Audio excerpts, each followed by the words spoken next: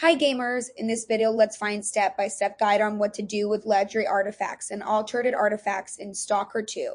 Legendary artifacts play a crucial role in enhancing player abilities and survival in the hazardous environment of the zone. Here's a detailed overview of what to do with these artifacts, specifically focusing on legendary and altered artifacts. Legendary artifacts are rare items that provide unique effects when equipped. Each artifact has specific positive and negative attributes, which can significantly impact gameplay.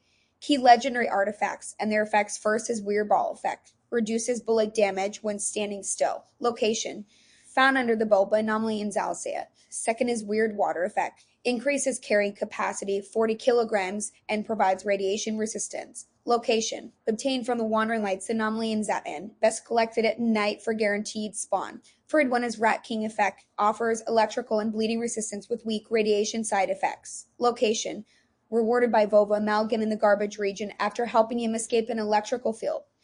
Compass Fourth is effect, provides maximum physical protection but increases radiation exposure. Location: found in gravitational anomalies. Fifth Thunderberry Effect, greatly increases stamina replenishment speed but has maximum radiation negative effects. Location: specific to certain anomaly types. These artifacts can be utilized strategically based on their effects, allowing players to tailor their approach to combat and exploration. Sell unwanted artifacts.